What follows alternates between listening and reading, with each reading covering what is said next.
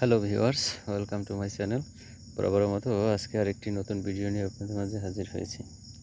আজকের ভিডিওটি বাংলাদেশ মেডিকেল বিশ্ববিদ্যালয় BMU, পদসংখ্যা 800টি, আবেদন ফি 500 টাকা। আবেদন শুরু 15 আগস্ট 2025।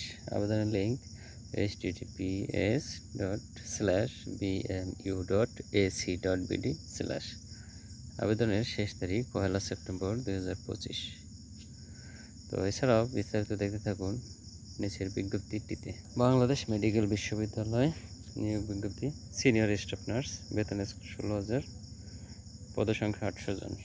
শিক্ষাগত যোগ্যতা diploma in nursing science and midwifery অথবা BSc in nursing degree Bangladesh nursing ও মিডিওফারি কাউন্সিল কর্তৃক রেজিস্টার্ড হতে হবে।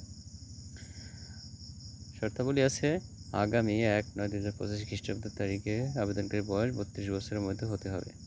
মেধাভিত্তিক 93% ও মুক্তিযোদ্ধা, শহীদ মুক্তিযোদ্ধা ও বীরাঙ্গনা সন্তানদের জন্য 5%, ক্ষুদ্র নৃগোষ্ঠী 1% এবং শারীরিক প্রতিবন্ধী দ্বিতীয় লিঙ্গের জন্য 1%।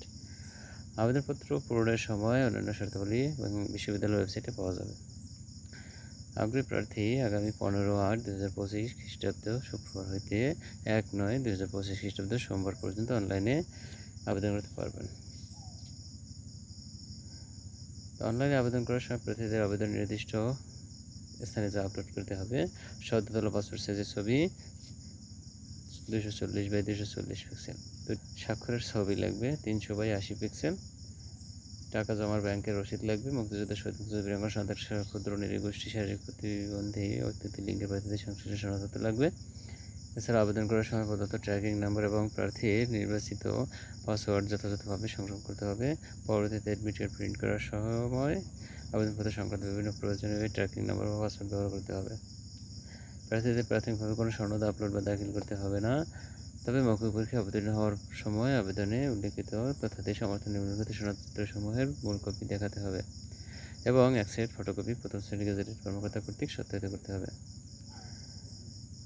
তো আপনারা ভালোভাবে পড়ে শুনে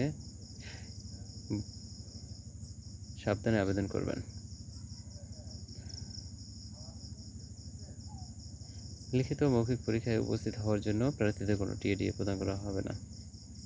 এছাড়াও নিয়োগ প্রক্রিয়া চলাকালীন নিয়োগ প্রাপ্তির পরেও যদি কোনো শর্তাদিতে অসঙ্গতি বা ভুল তথ্য প্রমাণিত হয়, তবে নির্বাচন বা নিয়োগ বাতিল করার ক্ষমতা বিশ্ববিদ্যালয় কর্তৃপক্ষ সংরক্ষণ করেন। তো ভিউয়ার্স, আজকের ভিডিওটি আপনাদের জন্য এই পর্যন্তই। যদি ভিডিওটি ভালো লেগে থাকে তাহলে লাইক, কমেন্ট, শেয়ার করতে ভুলবেন না। আর এছাড়া নিত্য নতুন ভিডিও পেতে চ্যানেলটি অবশ্যই সাবস্ক্রাইব করে রাখবেন। Thanks for watching my video.